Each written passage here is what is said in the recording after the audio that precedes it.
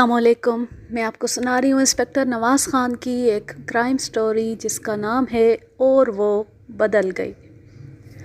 Diary मेरे सामने मेज़ पर पड़ी थी और मैं सर पकड़े बैठा था। इस डायरी ने मेरी तफ्तीश को आगे बढ़ाने की बजाय फुल स्टॉप लगा दिया था। मैंने इस डायरी को कई जगह से पढ़ा था, ख़ास तौर पर 17 मार्च वाला सफ़ा मेरे ज़ेरे मुताला रहा था। मार्च की दूसरी तारीख़ों की तरह इस तारीख़ में भी परथीपाल ने एक मसरूफ़ दिन गुजारा था। सुबह 10 बजे से रात 11 बजे तक की मसरूफियात लिखी हुई थी।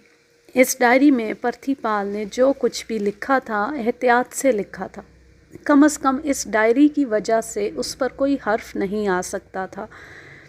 उसकी 17 तारीख़ की मसरूफियात तो वैसे भी सीधी सादी थी। उसने लिखा था, रात पार्टी देर से ख़त्म हुई थी इसलिए देर से सोया और देर से उठा। सर बहुत भारी था। सोचा घर जाकर नहाता हूँ, लेकिन बाहर पोर्च में आया तो पता चला कि गाड़ी सोना लेकर गई है। सोना ऐसी ही हरकतें करती है। वो 11:30 बजे के करीब वापस आई। मैं उस वक्त तक नहा धोकर नाश्ता कर चुका था, फिर भी अपने शेड्यूल से आधा घंटा लेट था। पहली की बजाय दूसरी फ़्लाइट से पिंडी जाना पड़ा। वहाँ मीटिंग भी काफ़ी देर तक चली। यूँ रात 11 बजे से पहले वापसी ना हो सकी। काला शाह काकू जाने का तो अब सवाल ही पैदा नहीं होता था। फ्लैट में ही डिनर किया। वहाँ डॉक्टर राय से मुलाकात हो गई। उनकी खूबसूरत वाइफ भी उनके साथ थी। डॉक्टर राय अपने एक प्लॉट का जिक्र ले बैठे। उनका ख्याल है इससे आगे प्लॉट के झगड़े का तवील जिक्र था जिसका इस कहानी से कोई ताल्लुक़ नहीं। ये तहरीर देखने के बाद मैं इस नतीजे पर पहुंचा कि 17 और 18 मार्च की दरमियानी शब रात गए तक परथीपाल फ्लैटिस होटल में था। अब सोचने की बात ये थी कि उस रात काला शाह काकू फैक्ट्री में एक नामालूम शख्स पर तशद्दुद करने वाला कौन था और क्यों तशद्दुद कर रहा था। मेरा ध्यान रह रह कर उस तहरीर की इब्तदाई सत्रों की तरफ जा रहा था और मुझे एहसास हो रहा था कि उन सत्रों में एक अहम नुक्ता छुपा हुआ है। परथीपाल ने लिखा था कि वो पोर्च में पहुंचा तो पता चला कि गाड़ी सोना ले गई है। ये कोई 10 बजे का वक्त था और यही वक्त था जब कर्नल के चौकीदार मोहम्मद हुसैन ने सुर्ख गाड़ी को गेट से निकलते और आगे जाकर उसमें गुलजार को सवार होते देखा था। मैं परथीपाल की सुर्ख गाड़ी को अच्छी तरह देख चुका था। उसकी पिछली खिड़कियों और बैक स्क्रीन पर पर्दे पड़े हुए थे। मुझे यकीन था कि चौकीदार मोहम्मद हुसैन ने जब अपने केबिन से उस गाड़ी को देखा तो उससे ठीक से पता नहीं चल सका होगा कि गाड़ी कौन चला रहा है, लेकिन चूंकि ये परथीपाल की गाड़ी थी और वो इसी पर यहाँ पहुँचा था, लिहाजा मोहम्मद हुसैन ने तसव्वुर किया कि गाड़ी परथीपाल चला रहा है। अब इस डायरी की तहरीर बता रही थी कि गाड़ी परथीपाल नहीं, सोना नामी कोई लड़की चला रही थी। सोना नामी ये लड़की कौन थी और परथीपाल से उसका क्या रिश्ता था, इस बारे में डायरी में कुछ नहीं लिखा था। मैंने डायरी की अच्छी तरह वर्क गिरदानी की। पिछले 2.5 महीनों की रुदाद में 3-4 जगह उस सोना नामी लड़की का जिक्र आया था, लेकिन उसके हुदूद दरबे पर कोई रोशनी नहीं पड़ती थी। मैं अपनी सोचों में गुम बैठा था। ये इंस्पेक्टर नाथा सिंह का कमरा था। वो किसी तफ्तीश पर गया हुआ था। उसका संतरी दरवाजे पर चौकस खड़ा था। दफतन मुझे महसूस हुआ कि संतरी किसी औरत से बातें कर रहा है। चंद लम्हे बाद संतरी ने अंदर आकर खटाक से सैल्यूट किया और मुझे इत्तला दी कि एक मैम साहिबा मुझसे मिलना चाहती हैं। मैम साहिबा का नाम सुनकर मेरी रगों में सनसनाहट दौड़ गई। मेरा ध्यान सीधा जेनी की तरफ गया और मेरा अंदाज़ा दुरुस्त निकला। वो जेनी ही थी। संतरी ने चिक उठाई तो वो झुककर अंदर दाखिल हुई। मैं उसे पहले भी देख चुका था। आज भी वो पहले की तरह खूबसूरत और मॉडर्न नज़र आ रही थी। उसने पतलून के ऊपर एक पतली सी बनियान पहन रखी थी। उस बेचारी बनियान से मैम साहिबा का जौबन संभाले नहीं संभलता था। हद ये थी कि वो अपना गधे के साइज़ का कुत्ता भी साथ ही लेती चली आई थी। ये बुलडॉग बड़ी खूंखार नसों से इर्द गिर्द की चीज़ों को घूर रहा था। ज़ाहिर है मैं और संतरी भी उन चीज़ों में शामिल थे। اچھی طرح اطمینان سے بیٹھنے کے بعد جینی نے گفتگو کا آغاز کیا۔ وہ ٹوٹے پھوٹے لفظوں میں اردو بولتی تھی۔ کہنے لگی، انسپکٹر نواز خان، ہم نے تم کو ڈلہوزی میں دیکھا تھا، یہاں دیکھا تو بڑی خوشی ہوئی۔ ہمیں معلوم ہوا ہے کہ تم گلزار کا انویسٹیگیشن کے لیے ادھر آیا۔ گارڈ جانتا ہے ہم کو اس کے لاپتہ ہونے کا بڑا دکھ ہے۔ وہ گڈ مین تھا، اچھا آدمی تھا۔ ہم کو معلوم ہوتا کہ وہ ہم سے ملنے آیا ہے تو ہم خود اس کو اپنے پاس بلا لیتا، لیکن وہ پاگل واچ مین سے جھگڑا کرتا رہا، پھر معلوم نہیں کدھر چلا گیا۔ مس جین، وہ گیا نہیں، اسے لے جایا گیا ہے، اور لے جانے والی کار آپ کے منگیترے محترم پرتھی پال صاحب کی ہے۔ یہ تم کو کس نے بتایا؟ میں نے چوکیدار محمد حسین کا نام ظاہر کیے بغیر جینی کو بتایا کہ 17 مارچ کی صبح کوٹھی سے نکلنے والی سرخ کار کو گلزار نے ہاتھ دے کر روکا تھا اور کار چلانے والا اسے اپنے ساتھ لے کر گیا تھا۔ اس کے بعد سے گلزار کا کچھ پتہ نہیں۔ سرخ کار تو پرتھی کا ہی ہے، لیکن ہمیں یقین نہیں آ رہا کہ وہ ایسا کر سکتا ہے۔ ہاں، وہ کہیں نشے میں نہ ہو، نشے میں اس کو کچھ دکھائی نہیں دیتا۔ تم نے اس بارے میں اس سے بات کی ہے، لیکن وہ ایسا بھلا مانس کہاں ہے کہ آسانی سے بتا دے؟ جینی کے چہرے پر اب سوچ کی گہری پرچھائیاں تھیں۔ یہ وہ سیلانی لڑکی نظر نہیں آ رہی تھی جو راہ چلتے مردوں کو پکڑ کر پرستان کی سیر کرا دیتی تھی۔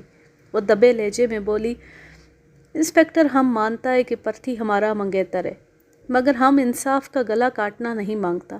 ہم چاہتا ہے کہ جو بھی سچ ہے وہ سامنے آئے۔ ہم تم سے درخواست کرتا ہے کہ تم اس کیس کو اچھی طرح دیکھو۔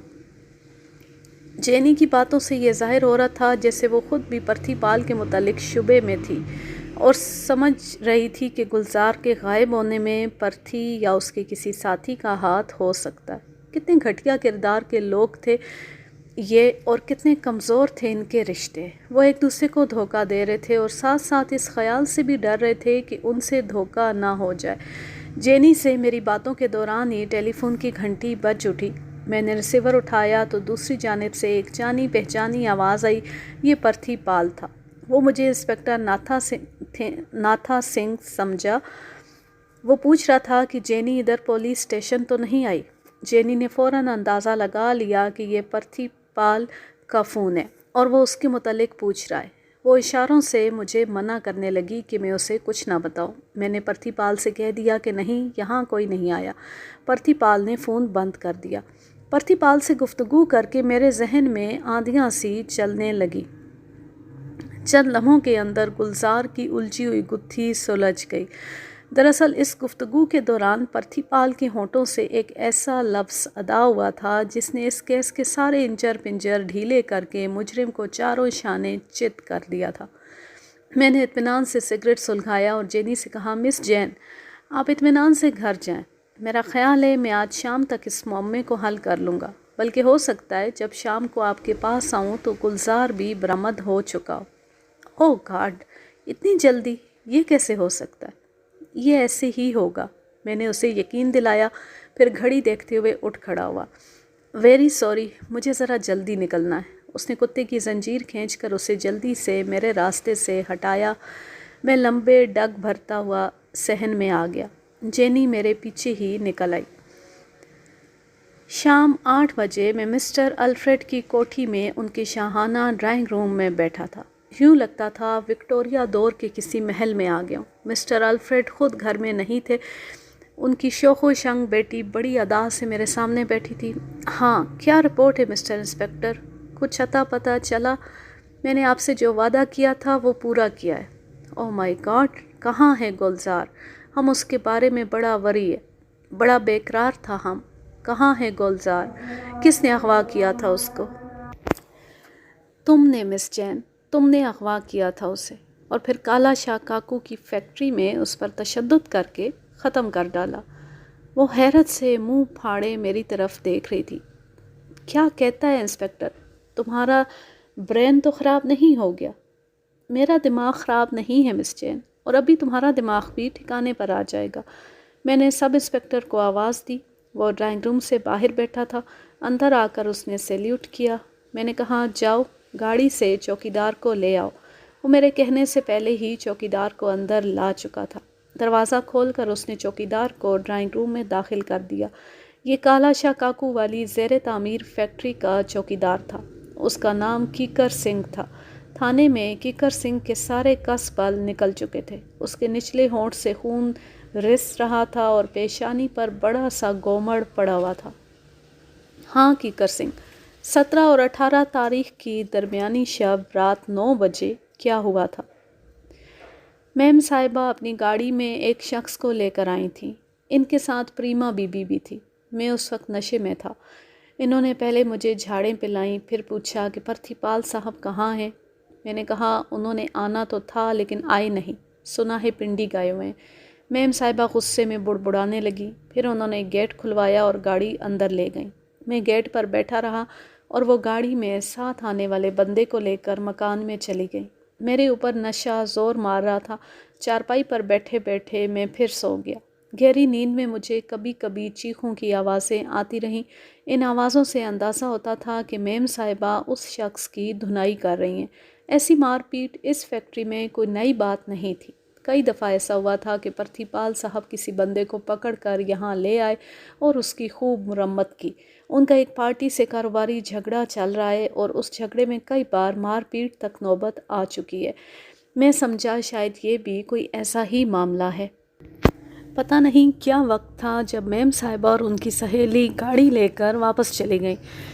جس شخص کو مارا پیٹا گیا تھا وہ مجھے گاڑی میں نظر نہیں آیا۔ ہو سکتا ہے وہ میم صاحبہ کے جانے سے پہلے ہی فیکٹری سے نکل گیا، اور یہ بھی ہو سکتا ہے کہ وہ پچھلی سیٹ پر لمبا پڑا ہو اور مجھے نظر نہ آیا ہو۔ اس بیان کے بعد جینی سکتے کی حالت میں بیٹھی رہی۔ اس کا رنگ ہمیشہ سے زیادہ سفید نظر آ رہا تھا۔ چند منٹ پہلے اس کی آنکھوں میں ناچنے والی تمام تیزی تراری رخصت ہو چکی تھی۔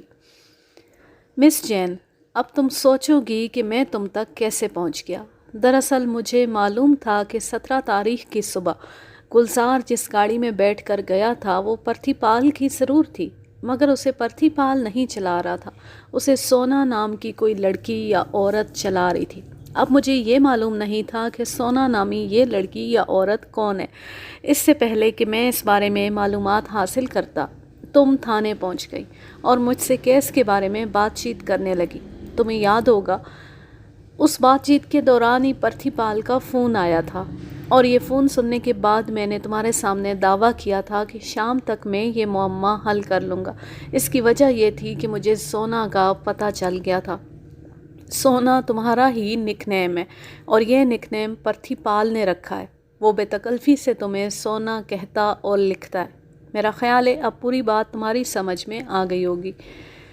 تم جو کچھ کہہ رہا ہے اس کا قیمت تم کو بہت زیادہ ادا کرنا پڑے گا۔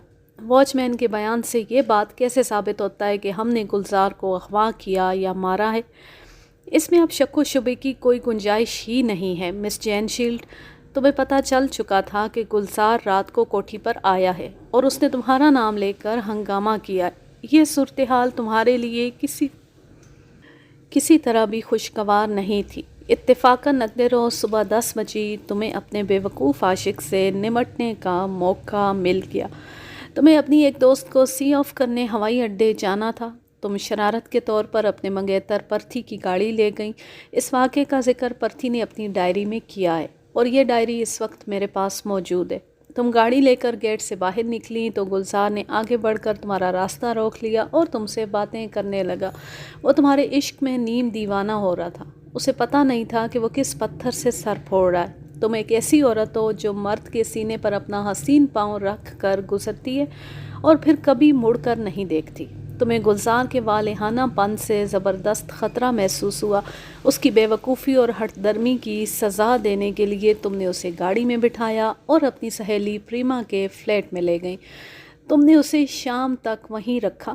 شام کو پریما اور تم نے اسے گاڑی میں بٹھایا اور کالا شاہ کاکو والی فیکٹری جا پہنچی۔ وہاں تم دونوں نے مل کر پہلے اسے ظالمانہ تشدد کا نشانہ بنایا اور پھر مار کر زمین میں گاڑ دیا۔ جینی نے اپنا سر دونوں ہاتھوں میں تھاما اور چیخ پڑی، نہیں نہیں، یو آر رانگ، یہ بالکل غلط ہے، ہم نے ایسا کچھ نہیں کیا، کچھ بھی نہیں کیا، تم یہاں سے چلے جاؤ، آئی سے گیٹ آؤٹ۔ اس پر اچانک ہسٹیریا کا دورہ پڑ گیا۔ چہرہ اپنے بازوؤں میں چھپا کر وہ ہچکیوں سے رونے لگی۔ مس جین، تمہارے ماننے یا نہ ماننے سے اب کوئی فرق نہیں پڑتا۔ تم نے جرم کیا ہے اور یہ جرم عدالت میں ثابت ہو کر رہے گا۔ میں تمہیں اقبال جرم کا ایک موقع دے رہا ہوں۔ سارے معاملے پر ٹھنڈے دل سے غور کرو اور فیصلہ کرو کہ تمہیں اپنا جرم چھپانا چاہیے یا نہیں۔ خدا حافظ۔ اس کے ساتھ ہی میں چوکیدار کی کرسنگ کو لے کر ڈرائنگ روم سے باہر آ گیا۔ منظر تھانے کا تھا۔ میں انسپکٹر ناتھا سنگھ کے ساتھ اسی کے کمرے میں بیٹھا تھا۔ ناتھا سنگھ نے اپنی بھوری داڑھی کھجاتے ہوئے کہا، کیا واقعی مس جین گلزار کو ٹھکانے لگا چکی ہے؟ یقین سے کچھ نہیں کہا جا سکتا، صرف ایک بات یقین سے کہی جا سکتی ہے کہ 17 مارچ کی صبح گلزار جس کے ساتھ گاڑی میں سوار ہو کر گیا تھا وہ مس جین تھی۔ اب وہ اسے کہاں لے کر گئی، اس کا کیا کیا اور اب وہ کہاں ہے، یہ سب کچھ فی الحال تاریکی میں۔ لیکن تم نے تو بڑے دعوے کے ساتھ جین پر قتل کا الزام لگا دیا ہے، صرف اسے بھڑکانے کے لیے تاکہ وہ سچ بول دے۔ سنتری نے اندر آ کر کھٹاک سے سیلیوٹ کیا اور اطلاع دی کہ میم صاحبہ مجھ سے ملنا چاہتی ہیں۔ چند لمحے بعد مس جین اندر آئی۔ آج خوفناک صورت بل ڈاگ کتا اس کے ساتھ نہیں تھا۔ وہ خود بھی بڑی خاموش اور آزردہ سی دکھائی دے رہی تھی۔ گردن جھکا کر میرے سامنے کرسی پر بیٹھ گئی۔ میں نے مینی خیز انداز میں ناتھا سنگھ کو باہر جانے کا اشارہ کیا۔ ناتھا سنگھ چلا گیا تو وہ بولی، ہم تم سے اکیلے میں بات کرنا مانگتا۔ تم جو کچھ کہنا چاہو یہاں پوری تسلی سے کہہ سکتی ہو۔ اس نے اپنا رومال ناک پر رکھ کر سوں سوں کی آواز نکالی اور بولی، انسپکٹر صاحب تم ٹھیک کہتا ہے، 17 تاریخ کو گلزار ہمارے ساتھ گاڑی میں بیٹھ کر گیا تھا، لیکن گارڈ جانتا ہے ہم نے اسے کوئی تکلیف نہیں دیا، اس کو انگلی تک نہیں لگایا۔ وہ اس وقت زندہ سلامت ہمارے پاس موجود ہے، ہمارا مہمان ہے۔ وہ گلزار کے زندہ ہونے کی اطلاع میرے لیے خوش کن تھی۔ اس کی بوڑھی والدہ اور بہنوں کے چہرے میری نگاہوں میں گھوم گئے اور یہ امید پیدا ہو گئی کہ میں ڈلہوزی واپس جا کر ان سب کے سامنے سرخرو ہو سکوں گا۔ میں نے مس جین سے پوچھا کہ وہ کہاں ہے؟ وہ بولی، پریما کے فلیٹ میں ہی ہے۔ پریما نے ایک کمرہ اسے دے رکھا ہے اور وہاں وہ بڑے سکون سے رہ رہا ہے۔ اگر میں تمہاری بات مان لوں تو پھر سوال پیدا ہوتا ہے کہ تم نے اسے یوں منظر سے غائب کیوں کیا؟ میرے سوال پر جینی کی حسین آنکھوں میں ایک دم آنسو امڑ آئے۔ وہ روتے ہوئے بولی، اس لیے کہ ہم اس سے سچ مچ محبت کرنے لگا تھا۔ ہم بہت برا گرل ہے انسپکٹر، ہم مرد کو کھلونا سمجھتا تھا، کسی اجنبی مرد کے ساتھ وقت گزارتا تھا، اسے سرپرائز دیتا تھا اور حیران و پریشان چھوڑ کر آگے بڑھ جاتا تھا۔ پھر گارڈ نے ہمیں ہمارے کیے کا سزا دیا۔ ہمیں ایک ایسا مرد ملا جس نے الٹا ہم کو سرپرائز دیا اور ہمیں حیران و پریشان کر دیا۔ وہ مرد گلزار ہے انسپکٹر۔ آج ہم تم کو سب کچھ سچ سچ بتائیں گا۔ گلزار ایک معمولی شخص تھا، مگر معلوم نہیں اس میں کیا بات تھی، ہم ایک بار اسے مل کر پھر اسے بھول نہیں سکا۔ دن رات اس کا خوبصورت فیس ہماری نگاہوں میں رہا۔ ڈلہوزی سے واپس آ کر ہم دن رات اس سے ملنے کو ترستا رہا اور ساتھ ساتھ اپنے دل کو سمجھاتا رہا کہ وہ یہ نادانی نہ کرے۔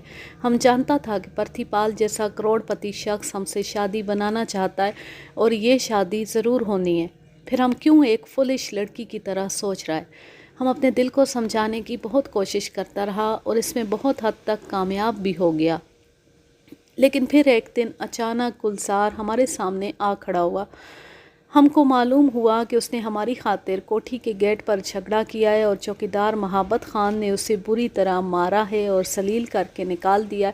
ہم گلزار کی مصیبت پر تڑپ اٹھا۔ ہم بہت ورried تھا۔ ہم کو پرتھی پال کی نیچر کا بھی معلوم تھا۔ ہمیں معلوم تھا وہ گلزار سے بہت بری طرح پیش آئے گا اور یہ بھی کوئی بڑا بات نہیں کہ اس کا دماغ ٹھکانے لگاتے لگاتے وہ اسے جان سے ہی مار ڈالے۔ وہ بہت ہی سخت آدمی ہے۔ ہمارا فکر مندی بڑھتا جا رہا تھا۔ پھر گارڈ نے ہمارا مدد کیا۔ ہم صبح ایئرپورٹ جانے کے لیے پرتھی پال کی گاڑی لے کر نکلا تو تھوڑا آگے جا کر گلزار نے ہمارا راستہ روک لیا۔ ہم نے اسے اپنے ساتھ سوار کیا اور پریما کے فلیٹ پر لے گئے۔ ہم نے اسے فلیٹ میں ہی رکھا اور اب تک وہ وہیں ہے۔ مس جین کی روداد حیران کن تھی۔ وہ عجیب و غریب لڑکی تھی۔ اس نے عجیب و غریب کام کیا تھا۔ شاید وہ ٹھیک کہہ رہی تھی کہ قدرت نے اسے سزا دی ہے اور وہ ایک ایسے شخص کی محبت میں گرفتار ہو گئی ہے جس سے محبت کرنے کا وہ تصور بھی نہیں کر سکتی تھی۔ اگر تمہاری یہ ساری باتیں درست ہے تو پھر چوکیدار کیکر سنگھ کا بیان کس خانے میں فٹ ہوتا ہے؟ کیا تم اس رات کسی شخص کے ساتھ فیکٹری میں نہیں گئی تھی؟ ہاں، ہم گیا تھا، لیکن ہمارے ساتھ اس وقت گلزار نہیں، چوکیدار محبت خان تھا۔ وہی محبت خان جس نے ایک روز پہلے گلزار کو مارا پیٹا تھا اور ذلیل کیا تھا۔ یہ بڑا بدبخت چوکیدار ہے۔ اس نے ڈلہوزی میں بھی ایک مزدور کو بہت مارا تھا اور اس کا کپڑا پھاڑ کر اسے مرغا بنا دیا تھا۔ ہم کو اس بدبخت پر بہت غصہ تھا۔ ہم اور پریما اس کو گاڑی میں ڈال کر فیکٹری لے گیا۔ ہمارا ارادہ اسے پرتھی پال کے حوالے کرنے کا تھا، لیکن وہ فیکٹری میں نہیں تھا۔ ہم نے خود ہی محبت خان کا مرمت کیا اور جب اس کی حالت بہت برا ہو گیا تو اسے ایک انڈرویئر میں فیکٹری سے بھگا دیا۔ ہم نے کسی کا مرڈر نہیں کیا انسپکٹر، اور نہ ہی ہم ایسا کر سکتا ہے۔ وہ ایک بار پھر سے سکنے لگی۔ مس جین کی نشاندہی پر گلزار کو پریما کے فلیٹ سے برآمد کر لیا گیا۔ وہ حشاش بشاش اور صحت مند تھا۔ اس 1.5 مہینے کے عرصے میں اسے نہ صرف لباس پہننے کا سلیقہ آ گیا تھا، بلکہ وہ اپنی گفتگو میں کہیں کہیں انگریزی کے لفظ بھی ٹھونک دیتا تھا۔ اس نے تھانے میں آ کر اپنا جو طویل بیان قلم بند کرایا، اس میں واضح طور پر کہا کہ وہ کسی کی حبس سے بے جا میں نہیں تھا۔ اس نے علیحدگی میں مجھے جو باتیں بتائیں وہ خاصی اہم تھی۔ اس نے انکشاف کیا کہ میم صاحبہ اور ان کے منگیتر پرتھی پال کے تعلقات کئی ماہ سے خراب تھے اور اب وہ مزید خراب ہو گئے۔ پرتھی پال کی نظر میم صاحبہ کی دولت و جائیداد پر تھی اور وہ ہر صورت یہ دونوں چیزیں حاصل کرنا چاہتا ہے۔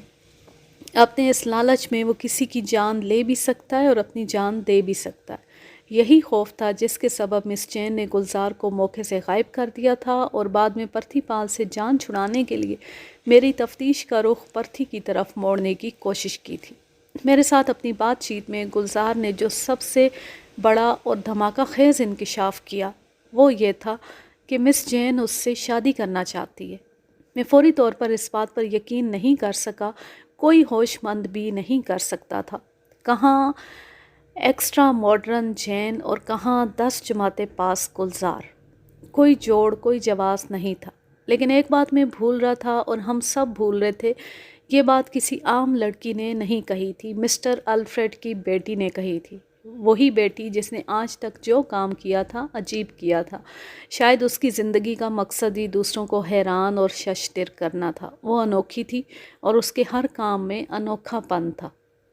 اور پھر ایک روز وہ اپنی زندگی کا سب سے انوکھا کام بھی کر گئی۔ وہ سبز پری جس کے لیے لکھ پتی نوجوانوں کے رشتے قطار باندھے کھڑے تھے، اس نے ڈلہوزی کے ایک مقامی نوجوان سے کورٹ میرج کی اور اسی کاٹیج میں جا کر آباد ہو گئی جہاں سے اس کی انوکھی محبت کا آغاز ہوا تھا۔ میں اسی کاٹیج کے پچھواڑے میں رہتا تھا اور گلزار کی شادی کے بعد بھی قریباً 1 سال رہا، لیکن شادی کے بعد میں نے مس جین کو کبھی نہیں دیکھا۔ وہ 7 پردوں میں رہتی تھی۔ اس نے ماضی سے ہر ناطہ توڑ لیا تھا، نہ کسی سے ملتی تھی، نہ کوئی اس سے ملنے آتا تھا۔ صرف مسٹر الفریڈ کی 6 گز لمبی کار کبھی کبھی کاٹیج کے دروازے پر کھڑی نظر آتی تھی۔ وہ بھی جس طرح خاموشی سے آتے تھے اسی طرح خاموشی سے چلے جاتے تھے۔